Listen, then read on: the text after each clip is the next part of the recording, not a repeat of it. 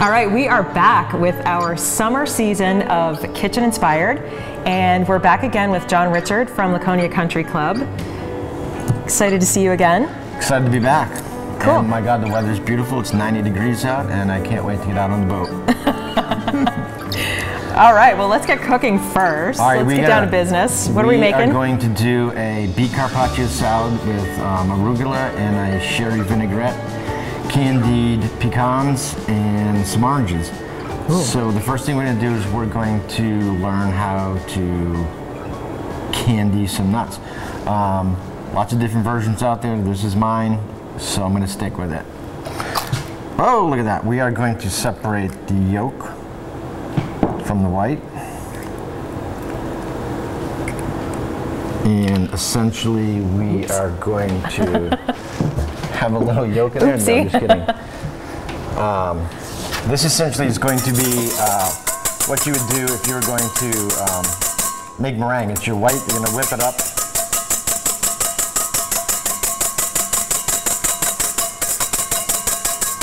You want to get it a little frothy. Essentially, this is what's going to stick to your nuts with the sugar. So,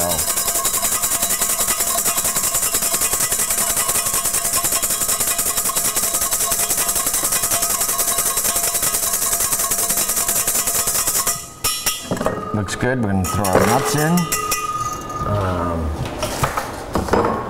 in. Sugar, blue. Thank you. And that beautiful Ripple pottery little mini. Obviously, to your own taste, you can add as much sugar as you like. I feel like if you're going to get to this point, you might as well make them really nice and candied. And I just lost the sugar. And we'll have all of the recipes put up for you on our website at kitchen-inspired.com. So these are going to go in your oven for approximately 10 to 15 minutes. You'll notice the color change a little bit.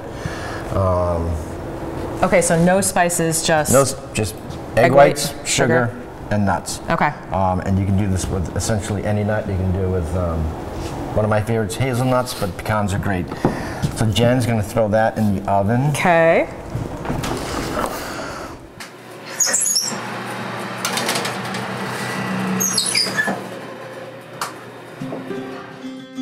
The sponsorship of Meredith Village Savings Bank to Kitchen Inspired exemplifies their commitment to supporting organizations in our communities to help make better places to live for all of us. We applaud their commitment and appreciate their support. Jen's back from putting the nuts in the oven, and we are going to now peel this beet, slice it, but we get to this point. Essentially, there's I'm sure there's a number of ways to cook beets, but you can either boil them or I prefer to wrap them in foil, olive oil, salt and pepper, roast them in the oven for about an hour and a half. When you boil the beets, you're going to lose all the nutrients in the water. This preserves most of the nutrients. Obviously, once you peel the skin off, you're going to lose some nutrients there. But and I am going to dye my hands red for the rest of the day. So thanks for taking a hit for the team. And the cutting board and everything else. I'm going to take my paring knife and what do you think, Jen? I don't know, I'm thinking. It's kind of hard to tell like where the peel is, so maybe that's something we should describe to people. It would be, yeah, you can really more feel it than see it as you're peeling. It's the kind of the wrinkly outer layer. It's pretty thin. It is, and you know, I roasted this beet yesterday, so if this had just come out of the oven cooled, the peeling of the beet would be a little bit easier. And best not to peel it when it's hot, right? Best not to peel it when it's hot, yes. So we're going to feel pretty good about that right there. And we're going to cut this super thin, right? We are going to do our best to cut this super thin. All right, this is the master right here.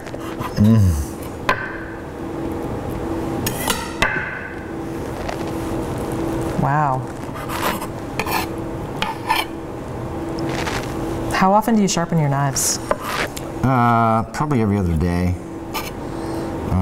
We have a triple stone at work, which a lot of people think that you can sharpen a knife with a steel, but really all you're doing is you're taking the burrs off and basically giving it a little bit of an edge, but not sharpening. So you do it all right there? We do, yep. And we're going to, Glenn, if you could grab that white plate. Yeah, of course. Bottom one.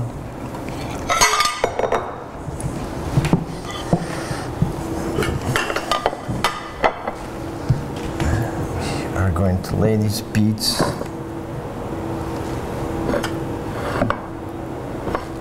Ooh, that's pretty. And basically at Owens, you can get these beets pretty much all spring and summer. And I know Longview has beets right now as well. They're a great winter storage crop. Yeah, they're a summer staple, but yet sort of like a root vegetable, or as a root vegetable, can be preserved and used 6 months, a year later. We're now going to make our sherry shallot vinaigrette. Oh, do you need a little bowl? We got this guy right here. Okay.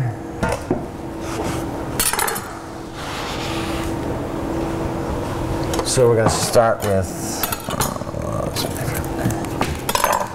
Shallot. a shallot, yes. A small French onion. The staple of every professional kitchen. Pretty much every saute more or less starts with a shallot, dressings. Dressings, what else? Oh, you caught me there, Jen. You're trying to focus. We're sorry. gonna go with saute items. Ooh, that's fancy too. Don't attempt this at home.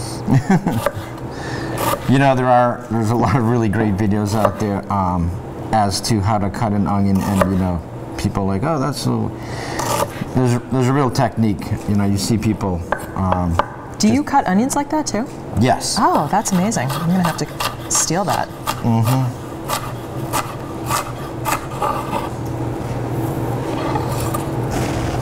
Wow. Okay.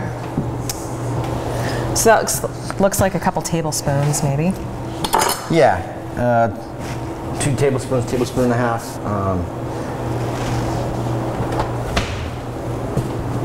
We're going to start with that in our mixing bowl.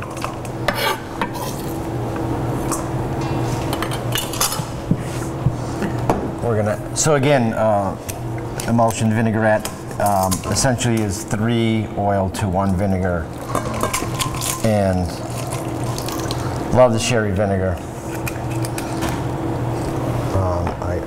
I always like to add a little bit of Dijon mustard. Again, it's a little flavor, but it also will help keep your emulsion together, and you are going to be in charge of that.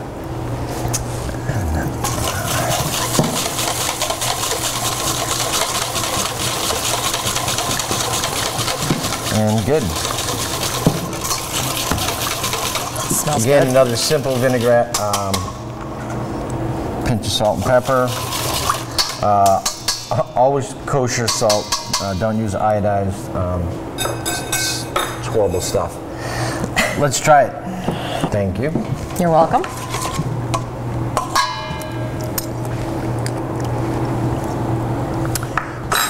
Woo, a little too much vinegar. More oil, which is why you taste things.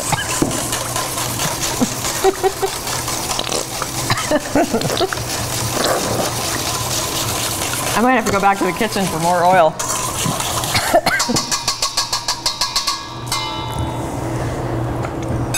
It's good. It's a detoxer, right?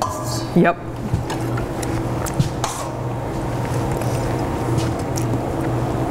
That's gonna be perfect on our grains. Okay. You're gonna lightly dress I'm them. going to take your word for it. Listen, this is how sous chefs get fired. Okay. I'll watch it. Okay, so Jen just grabbed these the candy pecans out of the oven, and they're gonna basically be in sort of a flat sheet. You're gonna you take your, oh, it's gonna be a little hot. Take a spatula and kind of loosen them up a little bit, and once they completely cool, you will have your individual candied pecans. Tell me about where you got this arugula, Jen. This came from Owen's farm. Beautiful stuff. Beautiful, and oh, it smells so good. Oh, you can smell the peppery, peppery bite. Somebody was telling me at some point there's another name for arugula. I think it was rocket. Rocket. And why is that? Why do they call it rocket? Didn't we say that in the last show? But we're not there yet. That's funny.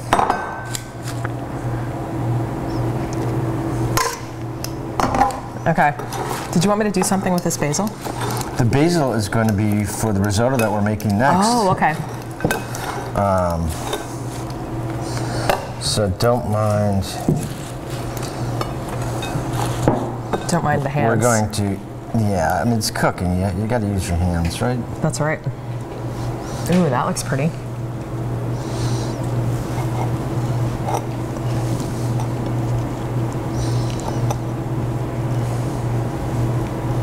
Nice. So the layer of beets, a little pile of arugula. Yep, and now we are going to take our candied nuts that we made earlier, and I like to just break them up. Again, eating a salad shouldn't be a process with a knife, steak knife, so. So we've got the bite from the arugula, we've got the sweet from the pecans. And really the sweetness from the beets as well.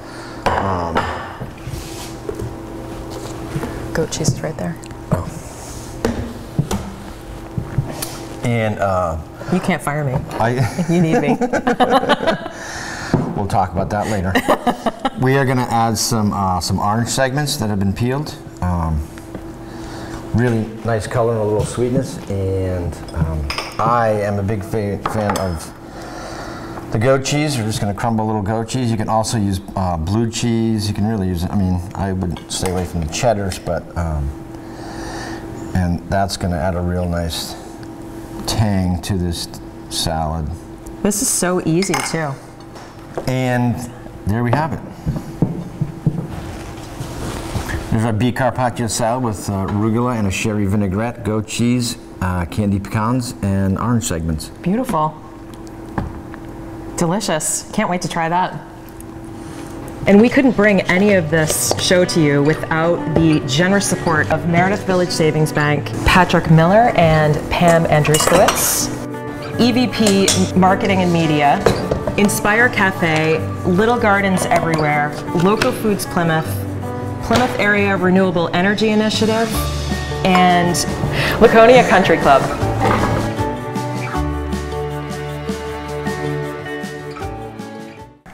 All right, so we are on to a delicious summer risotto. So John, what do we have in this risotto? Well, essentially we are, you know, part of the show is taking things from your garden and using them in your kitchen. So what we have today, we have some fresh peas, red pepper, green pepper, corn, and some asparagus out of Jen's garden.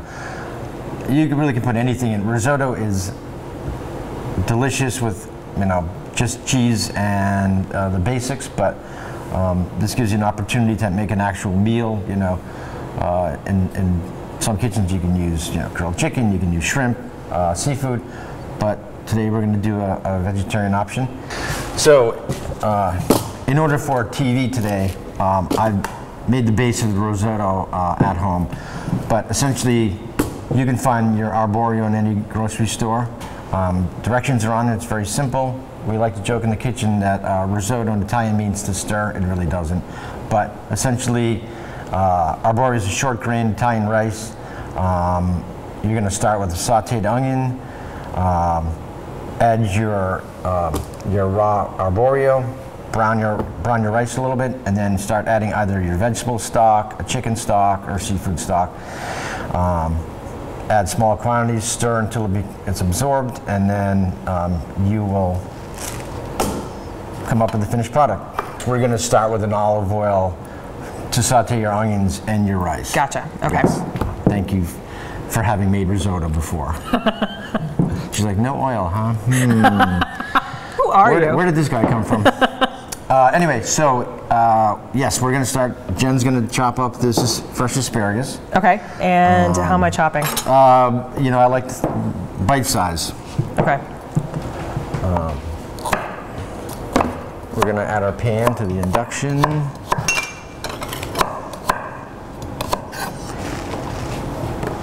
Done. Nice work.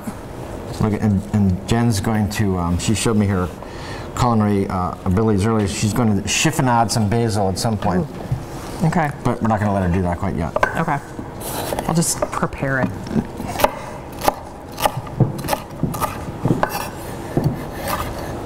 I have a feeling my chiffonade and your chiffonade might be a little different. They may be. Yours might not be the CIA definition of a chiffonade. No. But nonetheless, it'll be a fine, a fine ribbon of basil.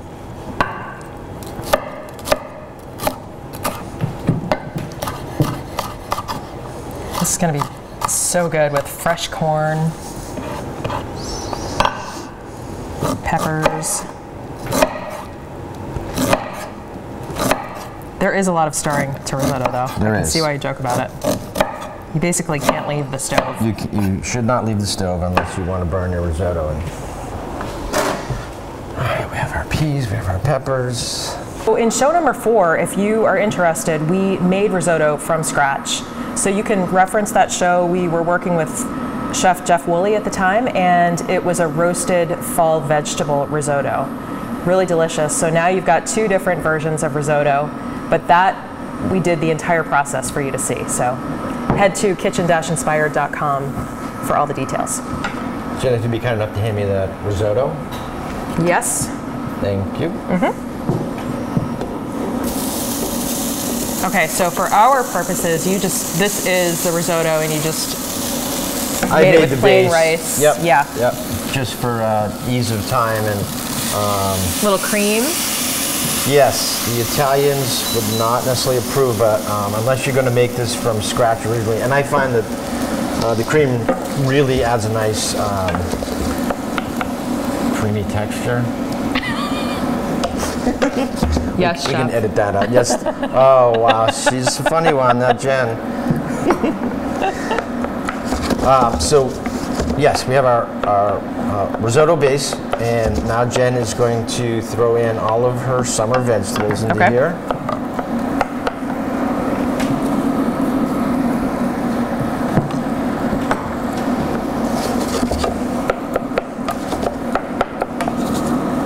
I love this because of the color too. It's gonna be pretty.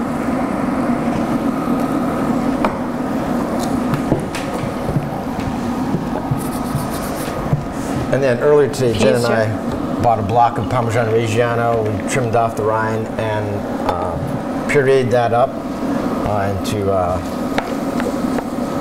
some grated Parmesan. We're going to add that into there. Rest of our cream. While this is cooking, Jen is now going to show us her knife skills. We're excited to see. She's going to chiffonade this basil for us. Okay. Now, do you do it the short way? You roll it up like this? Yes, some roll it up. That's what I do. Yep. But you do it that's this what way? everybody at home should. Yes. Okay, so you stack your basil, and then you roll it up from bottom to top, or top to bottom. And do you do it this way? Mm-hmm. I just want to make sure I'm doing it the same way you do. Keep your fingers out of the way so we don't chiffonade our fingers. There. Nice little ribbons of basil. Ooh, that looks so good.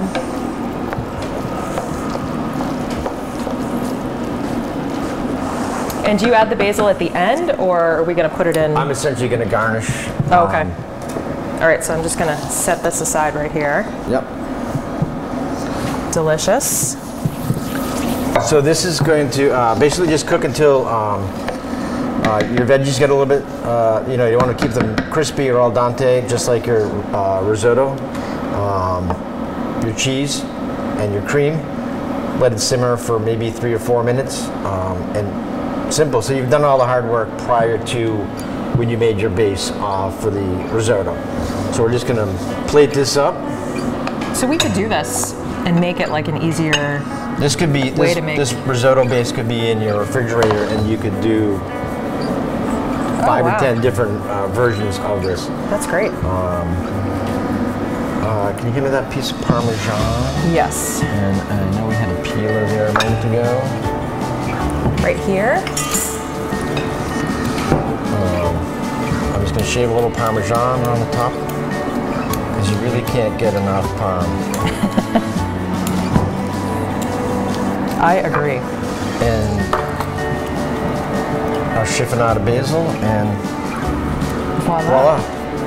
Oh, that looks so good. Okay, so now we have our beet carpaccio salad and our risotto for the perfect summer meal. Thanks, John. You're welcome. It was a lot of fun being here. Great. See you in the fall.